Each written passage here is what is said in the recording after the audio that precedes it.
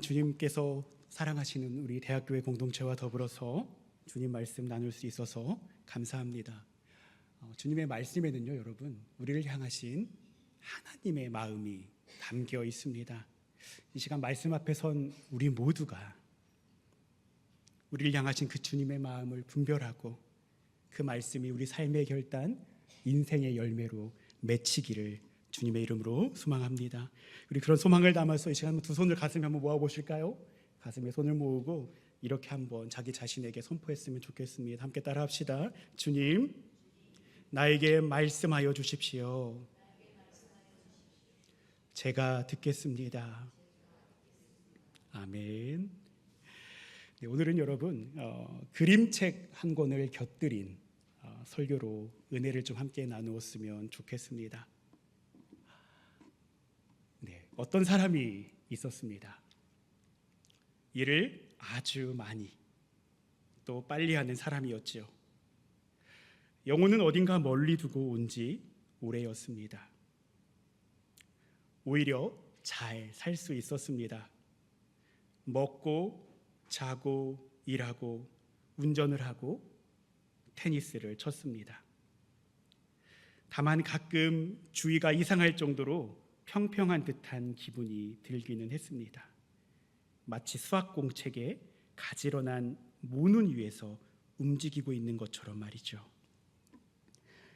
어느 날 출장길 호텔방에서 한밤중에 잠이 깬 남자는 숨이 막힐 것만 같은 기분이 들었습니다. 창밖을 내다보았지만 도통 어디인지 알 수 없었습니다. 호텔 창문으로 보이는 도시의 모습은 대체로 비슷하니까요. 하지만 이곳에 무슨 일로 또 어떻게 온 건지 기억나질 않습니다. 맙소사, 자기 이름마저도 자기를 뭐라고 불러야 할지 모르다니 기분이 이상했습니다. 결국 덜컥 겁이 난 남자는 트렁크 바닥에서 여권을 들여다보고는 자기의 이름이 얀이라는 것을 깨달았습니다. 다음 날 남자는 현명하고 나이든 여의사를 찾아갔습니다. 의사는 남자에게 이렇게 말했습니다. 누군가 위에서 우리를 내려본다면 세상은 땀 흘리고 지치고 바쁘게 뛰어다니는 사람들로, 그리고 그들을 놓친 영혼들로 가득 차 보일 거예요.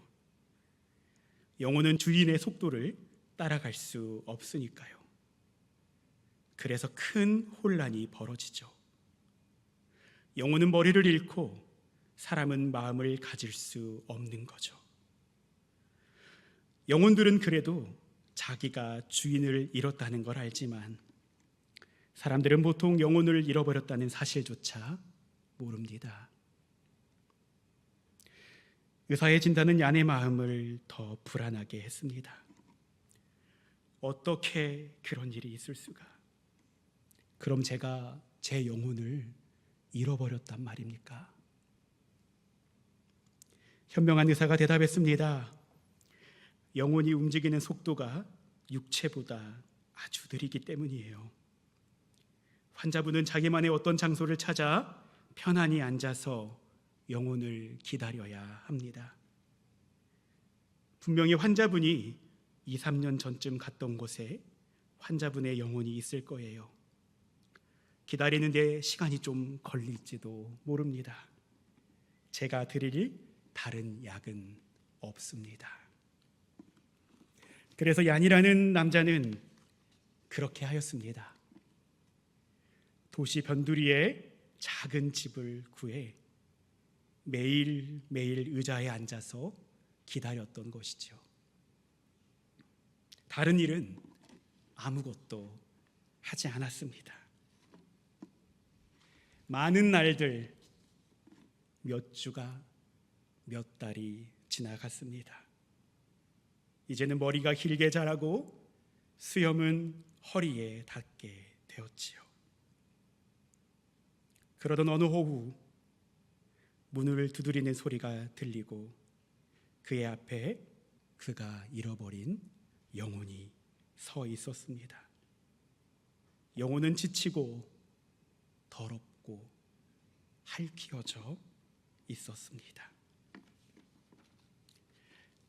영혼이 말합니다. 드디어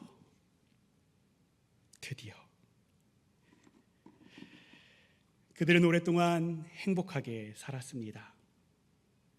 이제 야는 그의 영혼이 따라올 수 없는 속도로는 아무것도 하지 않으려고 조심했어요. 정원의 구덩이를 파고 시계와 트렁크 따위를 전부 파묻어 버렸습니다. 시계에서는 종 모양의 아름다운 꽃을 피우는 식물이 자라났습니다. 꽃은 모두 다른 색깔이었지요. 그리고 트렁크에서는 커다란 호박들이 열려 몇 해 겨울을 지내기에 충분한 식량이 되었습니다.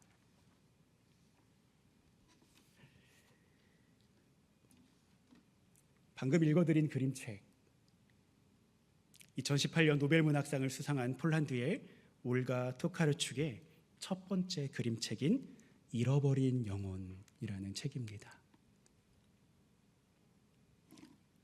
듣고 어떠셨나요, 여러분? 이 그림책을 통해서 자신의 존재를 입증하고 또 증명하기 위해서 땀 흘리고 바쁘게 뛰어다니는 현대인들, 그래서 꽤 많은 것들을 또 일구었고 겉으로 보기에는 별 문제가 없는 것처럼 보이는 우리들의 인생이 놓쳤거나 잃어버린 것들은 없는지, 나아가 우리가 잠시 멈추어 서서 돌이키고 또 회복하고, 우리 아까 최한주 교수님 기도해 주셨습니다마는 우리 인생의 우선순위로 삼아야 할 것들, 회복해야 할 것들이 무엇인지를 돌아보게 하는 그림책이라는 생각이 들었습니다. 오늘 성서 일과에 따라 함께 받아 읽은 성서 본문을 보시면 우리의 귀에 너무나 익숙한 두 명의 왕이 등장하죠. 다윗과 헤롯. 방금 나눈 그림책의 주인공인 얀처럼, 그리고 오늘 이 시간 지금을 살아가는 우리처럼 이 다윗과 헤롯 두 사람 모두 참 분주한 삶을 살았습니다. 그리고 무엇보다 왕의 자리에서, 인생의 정점에서, 또 가장 화려했던 순간에서 자신의 리더십, 또 자신의 가치를 증명해야만 했던 시험대에 올라섰던 사람이기도 합니다. 먼저 여러분, 우리 신약성서 본문을 통해서 만난 헤롯, 이 풀네임은 헤롯 안티파스입니다. 이 헤롯 안티파스는 예수님께서 탄생했을 당시에 유아 학살령을 내렸던 누구죠? 헤롯 대왕. 헤롯 대왕의 아들이 이 헤롯 안티파스입니다. 그런데 헤롯 대왕이 죽자 로마 제국이 이 헤롯의 아들들이 권력을 가지고 또 영토 분쟁을 놓고 너무나 극심한 대립을 하고 있으니 그럴 바에는 이스라엘을 쪼개어 나누어 주면서 특정 지역을 다스릴 수 있도록 그렇게 안내를 합니다. 그 중에 헤롯은 이 갈릴리 지역, 그리고 요단강 동쪽의 베레아 지역을 다스리는 분봉왕이 되었습니다. 그래서 우리가 성서에 뭐라고 나오죠? 분봉왕 헤롯이라고 나오는 것이죠. 이 헤롯에게는 꿈이 있었습니다. 내가 지금은 특정한 지역을 다스리는 왕이지만 언젠가는 우리 아버지처럼, 헤롯 대왕처럼 이스라엘 전역을 다스릴 거야. 아니, 로마 제국의 인정을 얻어서 강력한 정치력과 권력으로 나의 힘을 뽐내고야 말 거야 라는 꿈을 가지고 있었습니다. 그런데 이 분봉왕 헤롯에게 정말 불편한 존재, 눈의 가시 같은 존재가 한 명 있었다라고 성서는 증언하는데요. 그 사람의 이름이 누구일까요? 네, 세로 끝나서 한으로 끝나는 사람이 있습니다. 누구죠, 여러분? 세례 요한이었습니다. 여러분, 사실 성서에서는 구체적으로 나오지 않지만 여러분, 헤롯에게는 첫 번째 아내가 있었습니다. 그런데 오늘 성경에 등장하는 이 헤로디아라는 이 여성과 불륜 관계를 맺고 급기야 이 헤로디아를 아내로 맞이하기 위해서 첫 번째 아내를 어떻게 했을까요? 버리고 이혼을 했습니다. 한편 헤로디아라는 이 여성도 보통 여성이 아닙니다. 헤로디아는 여러분 헤롯 대왕의 손녀입니다. 헤롯 대왕의 손녀이니까 헤롯의 아들인 헤롯 안티파스와는 무슨 사이일까요, 여러분? 네, 촌수를 빠르게 계산하셔야 됩니다. 네, 삼촌 관계였겠죠. 그런데 맨 처음에 이 헤로디아는 이 헤롯 빌립 1세와 결혼을 합니다. 정치적 야망과 꿈을 가지고 결혼을 하는데, 아니 이 헤롯 빌립 1세가 좀처럼 정권에 나가지 못하는 거예요. 그러자 이 헤로디아가 어떻게 했겠습니까? 헤롯처럼 생이혼을 합니다. 그리고 이 헤롯 안티파스를 유혹하고 불륜 관계를 맺어서 이제 이 헤롯과 이 헤로디아가 재혼을 하게 되는, 오늘날로 따지면 제가 TV를 보니까 요즘 돌싱이 유행이더라고요. 그죠? 돌싱들끼리 재혼을 한 케이스가 바로 오늘 헤롯과 헤로디아의 재혼인 겁니다. 그런데 여러분, 이 불륜과 재혼을 두고 세례 요한이 비판을 하기 시작합니다. 그리고 그 비판의 근거가 뭐였냐 보니까 바로 하나님께서 정해주신 율법, 결혼과 이혼에 관한 율법을 레퍼런스 삼아서 헤롯과 헤로디아를 아주 신랄하게 그리고 아주 거칠게 비난을 합니다. 그러자 이 비난 때문에, 이 비판 때문에 헤로디아와 헤롯이 세례 요한을 옥에 가두게 되지요. 여러 차례에 걸쳐서 헤로디아가 세례 요한을 죽이고자 합니다. 죽어버렸으면 좋겠어, 세례 요한. 이렇게 헤롯의 기회에 속삭이죠. 하지만 헤롯은 쉽게 세례 요한을 죽일 수가 없었습니다. 왜 그랬을까요?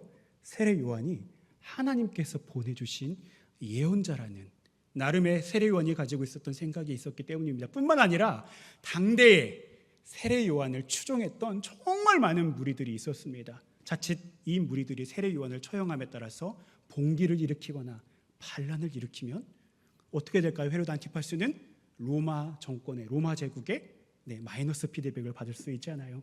그래서 세례 요한을 죽이지 못하고 있는 이때에 이 헤롯이 생일을 맞이합니다. 지역의 유력 인사들을 초대해서 잔치를 열죠.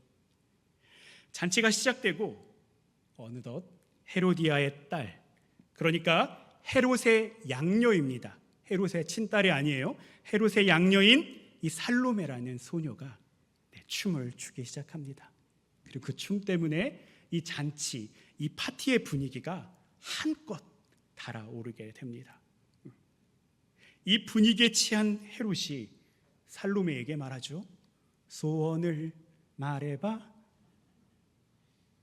소원을 말해보라고 말합니다. 그리고 원한다면 이 나라의 절반이라도 주겠다고 맹세합니다. 그러자 소녀의 눈이 커졌겠죠. 제 눈만큼이요. 그죠? 그리고 그 맹세를 붙들고 누구에게 갔을까요? 오늘 성경은 헤로디아에게 갔다. 그리고 다시 이 소녀가 헤로디아로부터 헤로디아의 소원을 붙들고 헤롯 앞에 나아옵니다. 이 딸이, 이 어린 소녀가 들고 온 소원은 무엇이었을까요, 여러분? 무엇이었을까요? 1번, 이 나라의 절반.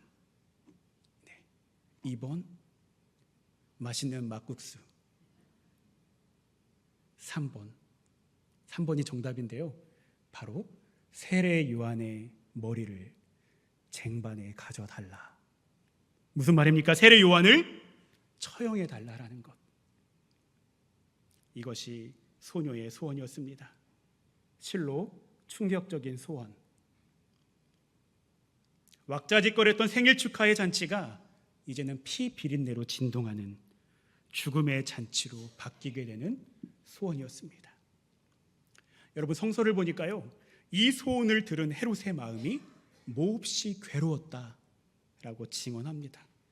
그런데 여러분, 이렇게 마음이 괴로울 때 헤롯의 시선에 들어왔던 것은 무엇일까요? 그것은 다름 아닌 이 잔치에 모인 사람들의 눈빛, 이 잔치에 모인 사람들의 눈초리였던 것이었습니다. 그리고 이 눈초리를 보면서 헤롯은 맹세를 지키는 통치자로, 그게 설령 생명을 해하고 설상가상 그것이 자신의 허세와 객기에서 나온 맹세라 할지라도 권력을 추종하는 이들 앞에서, 내 권력을 호시탐탐 평가하는 이들 앞에서 자신의 존재와 권력을 입증해야만 할 것 같았던 거죠, 헤롯은. 그리고 종국의 이 선택으로 인해서 성서와 역사에서 이 헤롯 안티파스라는 분봉왕은 어떻게 평가되고 있습니까? 세례 요한을 죽음으로 내몰았던 추악한 왕으로 오늘까지 기록되고 있습니다. 여러분, 한편 우리는 구약 성서 본문을 통해서 다윗을 만납니다. 다윗 또한 이스라엘의 왕이 되기까지 순탄치 않은 인생길을 걸어가야만 했습니다. 사무엘을 통해서 이스라엘의 새로운 통치자로 기름 부음을 받았습니다.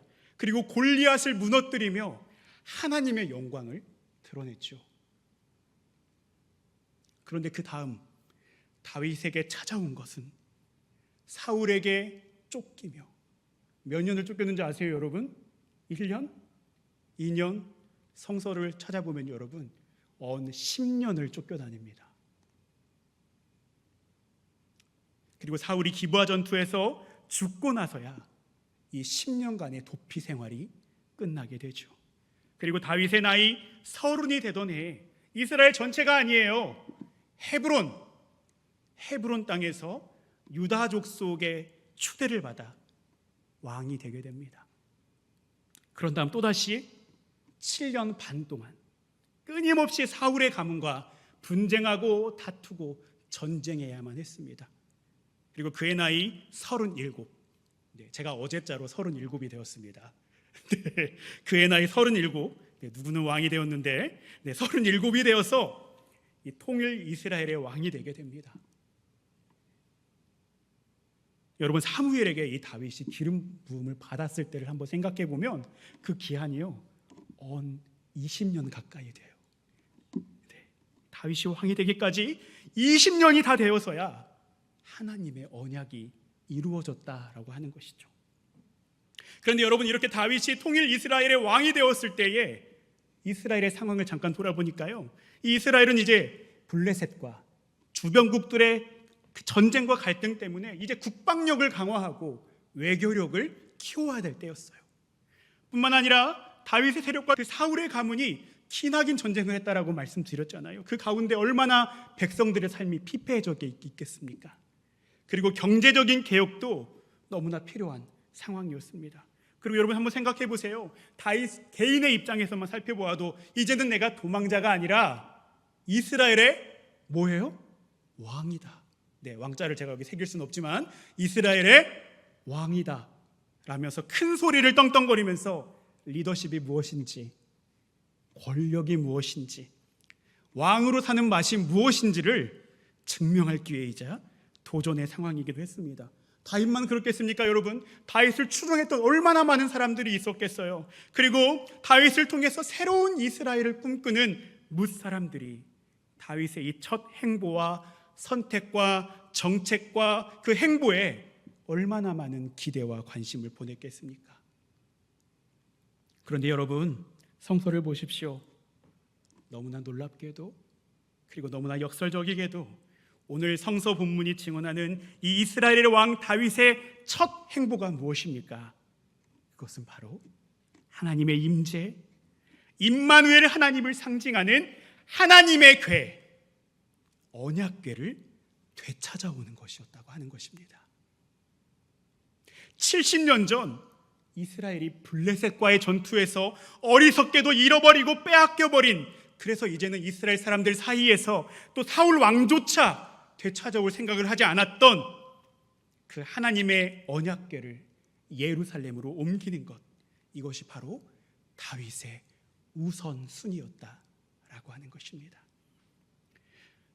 우리는 이 다윗의 우선순위, 그리고 이 다윗의 시선에서 분명한 신앙의 교훈을 발견하게 됩니다. 그것은 바로 여러분, 다윗의 인생이, 이스라엘의 역사가, 나아가 오늘 살아가는 우리의 인생의 통치자가 누구시라고요, 여러분? 따라합시다. 하나님. 한 번 더 하나님, 네, 하나님이라고 하는 것입니다. 뿐만 아니라 여러분, 또 우리 인생과 삶을 통해서 입증하고 증명해야 하는 것이 무엇입니까? 우리가 누구인지, 우리가 얼마나 대단한지, 우리가 얼마나 위대한 일을 했고 그로 말미암아 우리가 지금 여기에서 얼마나 부유하게 살아가고 있는지가 아니라 우리 삶의 중심에 하나님이 계시는가? 우리 인생을 통해 하나님의 영광이 드러나고 있는가? 여러분들의 일상과 관계에서 예수 그리스도의 이름이 선포되고 있는가?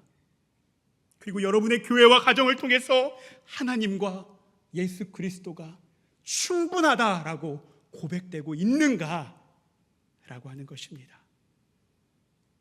사랑하는 여러분, 다윗은 도망자로 전전하던 때부터, 그리고 오늘 성서 본문에서 나오고 있는 이 인생의 정점, 가장 화려한 순간에서 자신에게 끊임없이 이 질문을 던졌다라고 하는 겁니다.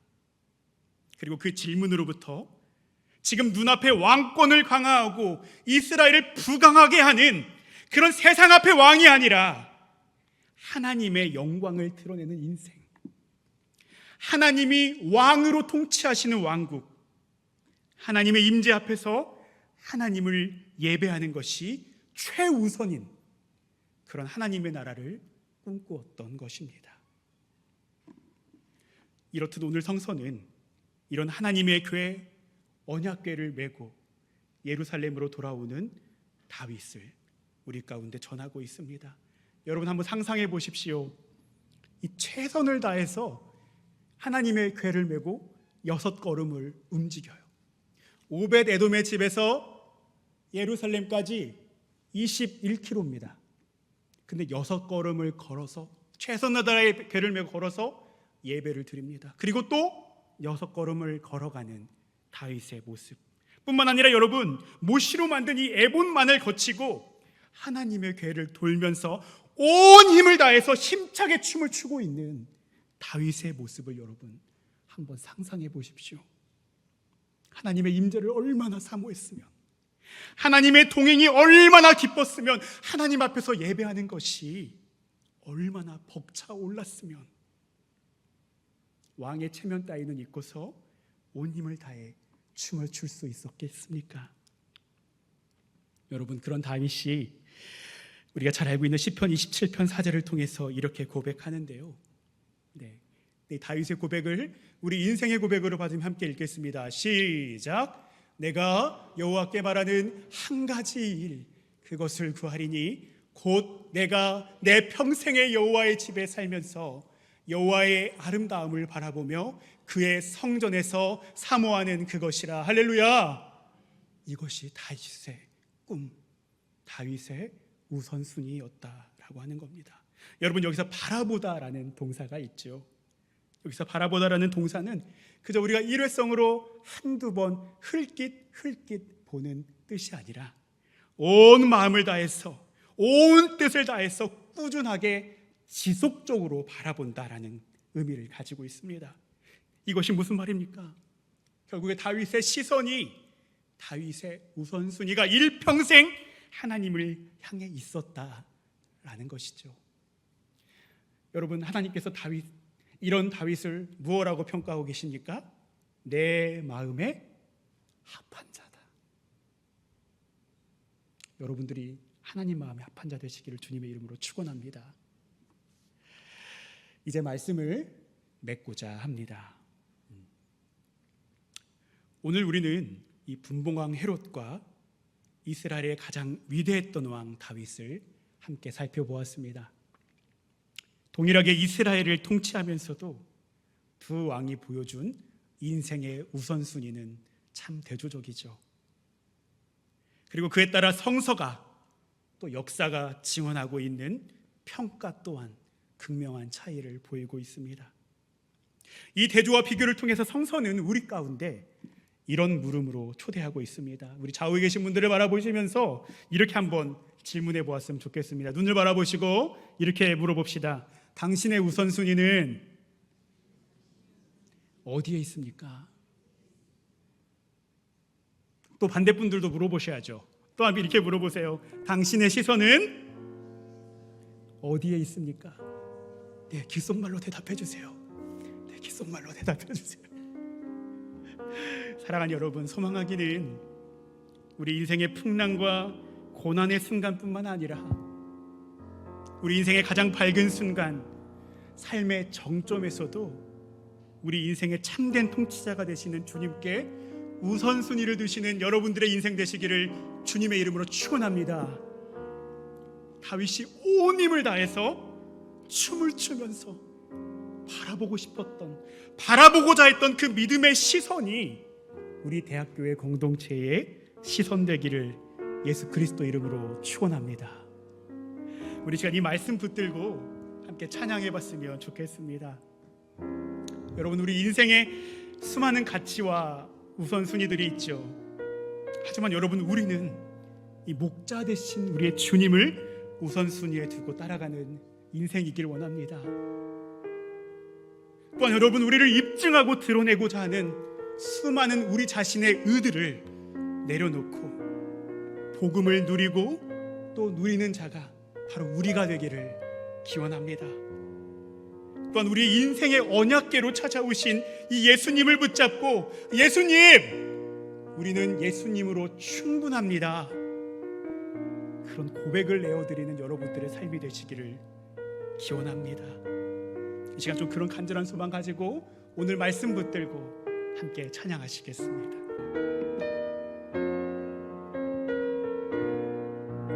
나는 어린 양으로만, 나는 어린 양으로만 승리하리라.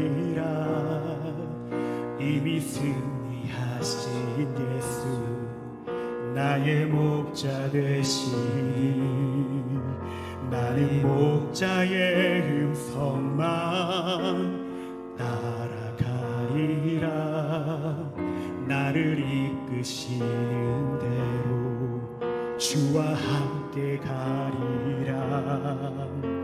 나의 은은 어떤 모양이라도 버리고 나를 자녀 삼으신 사랑에 감격하며 복음을 누리고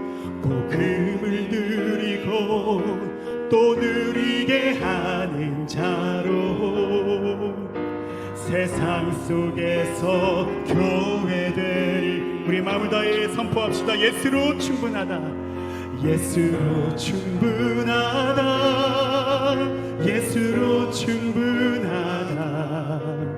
나의 영혼아 잘 들으라. 너 예수로 충분하다. 다른 것 붙잡았던 너의 손을 거두어 예수의 옷자락만. 우리 처음부터 다시 한번 고백합시다. 나는 어린 양으로 승리하리라. 나는 어린 양으로만 승리하리라. 이미 승리하신 예수, 나의 목자. 나는 목자의 음성만 따라갑니다. 나는 목자의 음성만 따라가리라. 나를 이끄시는 대로 주와 함께 가.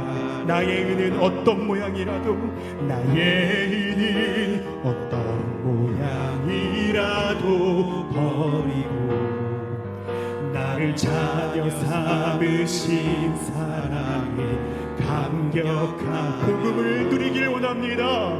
복음을 누리고 또 누리게 하는 자로 세상 속에서 교회를 함께 전심으로 선포하기 원합니다.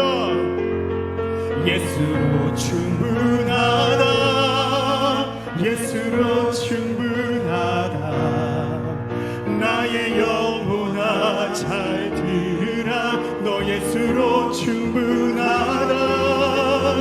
다른 것 붙잡았던 너의 손을 거두어 예수의 옷자락만 붙잡으라. 예수로 충분합니다. 주님,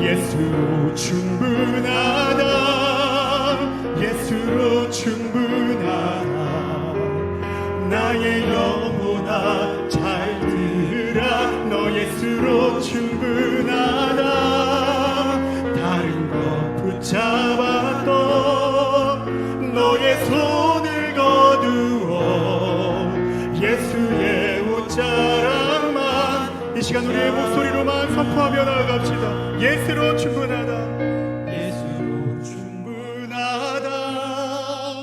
예수로 충분하다. 나의 영혼아 잘 들으라. 너 예수로 충분하다. 다른 것 붙잡았던 너의 손을 거두어 예수의 옷자락만 붙잡으라. 함께 기도하시겠습니다.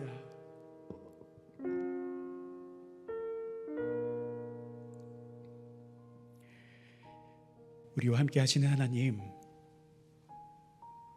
땀 흘리고 바쁘게 뛰어다니던 우리 인생에서 나를 입증하고 증명하려 했던 온갖 시도와 우선순위들을 내려놓습니다.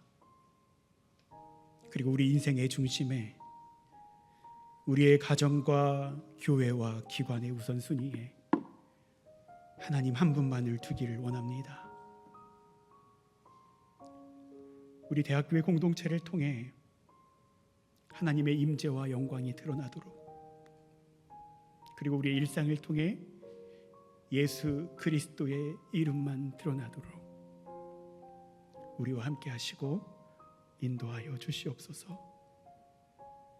그리하여 우리 대학교의 공동체와 또 우리 연세 의료원이 하나님 마음에 합하다라는 인정과 칭찬받도록 하나님 우리와 함께 하시고 역사하여 주시옵소서. 모든 말씀 이미 충분하신 예수님 이름 받들어 간절히 기도드리옵나이다. 아멘.